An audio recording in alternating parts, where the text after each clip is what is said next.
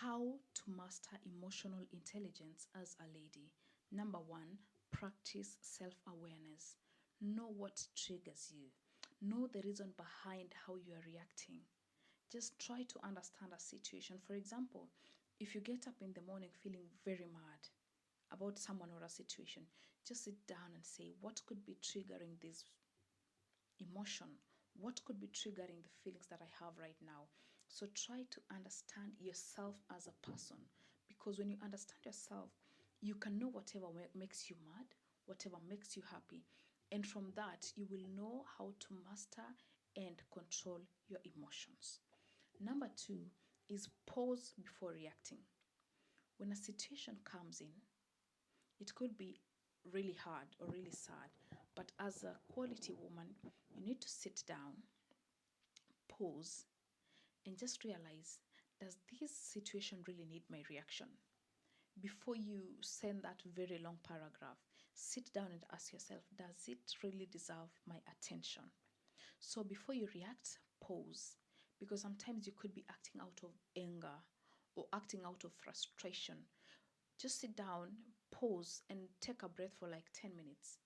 And once after those 10 minutes, you can sit and realize, okay, I'm calm. I don't think I deserve to reply this. I don't think this person deserves my attention. I don't think this situation deserves my attention, because by that time you'll have calmed down. So the best thing that you can do is you pause first before reacting. Number three is you build empathy. Put yourself in the other person's shoe. If they were in your situation, what could they have done? For example, if it's someone who has hurt you, just try to understand the type of a person that person is, because sometimes you could be arguing with people who don't deserve your time, who don't deserve your efforts, who don't deserve whatever it takes. So the best thing that you can do is sit down and ask yourself, does this person really deserve my time and attention? Okay. Another thing that you can do is improve active listening. When I talk of this is listen, not without the intention of giving back the response, because sometimes you're waiting for someone to speak and finish just so that you react and say something. But when you talk about active listening, is where you really listen and analyze the situation first before giving a response. Because let me tell you, when you master this art of active listening, it can really help you, because you can weigh this situation and see, okay, I don't think this person really deserves this. Or you will understand a situation as to why it really happened. For example, let's talk of a workplace. Could be someone reported you a whistleblower that you did something wrong. You have to sit down whenever they're talking and try to judge the intentions behind their actions, because sometimes you could give people a benefit of doubt because of what they say, but when you try to listen to their words or the tone that they're using, that is something that can tell you more than even the words could speak. So that is one of the advantages of listening actively. You can even read beyond the words. You can read the tone and know how far this is going. Another thing that I want you to do is you manage stress gracefully. Be someone who can be calm.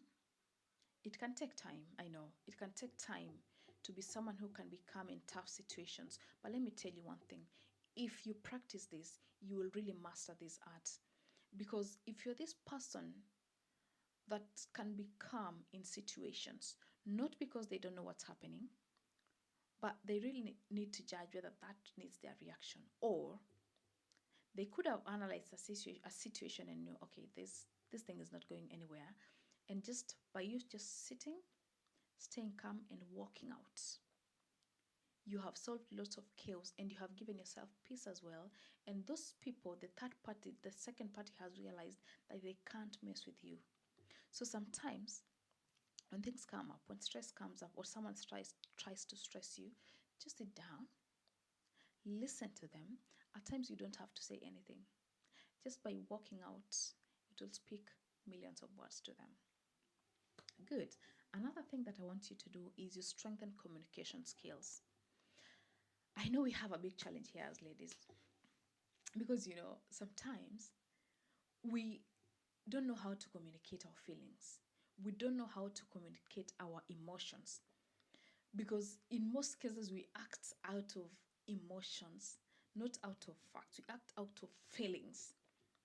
I know this affects lots of us, but I think the best thing you can do as ladies is to master the art of communication and speaking out. If someone has hurt you, be brave to talk to them and say, I am really sorry, but you've hurt me in this way.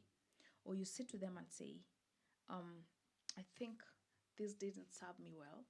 I seek an apology. If they don't, you know what to do. So I think we really need to improve on these, ladies.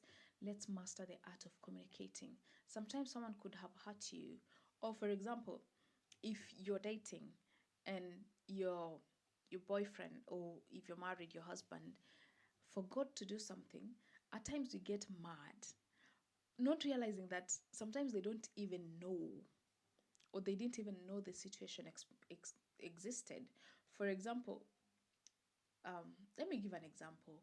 If you're someone who likes gifts, you need to talk to your partner and tell them that you really like and what you like, because let me tell you, sometimes your partner could not even be knowing what to buy you, for example, if it's a Mother's Day or Women's Day. So one thing that I do myself is I will just send a text to my husband of a list of things I should be expecting. I find that working for me. So you can try your own means. I'm just giving an example so that you understand that sometimes it's good for you to communicate. It set things clear. It put things out in the open, and it's easy for the other partner to reciprocate.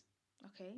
So another thing that I want to do is own your emotions and stop blaming other people. Sometimes we could be on the wrong side. And the best thing that we can do is sit down and apologize and stop blaming other people. Or if people hurt us, stop blaming them. Just learn from that situation and know that this person has hurt me this time, he hurt me the other time, or she hurt me the other time. The best thing that you can do is make a decision yourself, whether you're still going to stay in that situation or not. So the best thing that you can do is just own your emotion and stop blaming other people. Just make your decision yourself.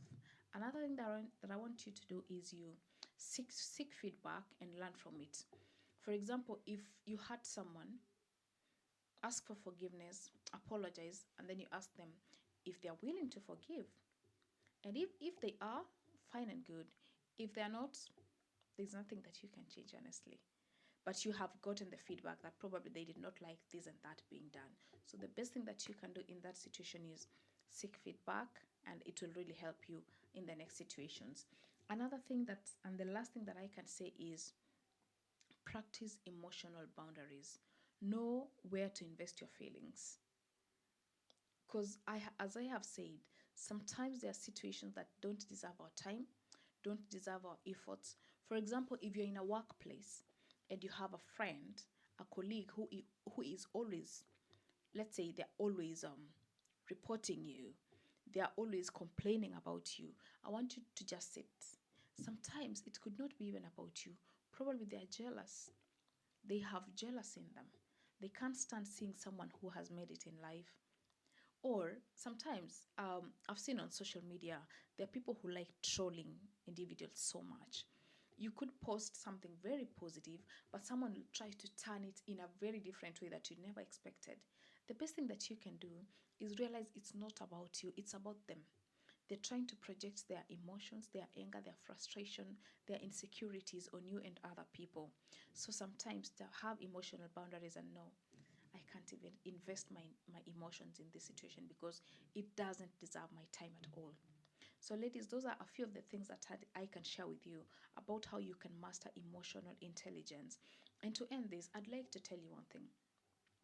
A lady who has known how to master their emotions will they always make it in life, because life is never smooth all the time. There are ups and downs. But a lady who has mastered this art and can stay calm in situations, things could be going south, but because they can calm down, they can just sit and make the right decisions. Because let me tell you, if you keep making decisions out of anger, out of frustration, and even out of happiness.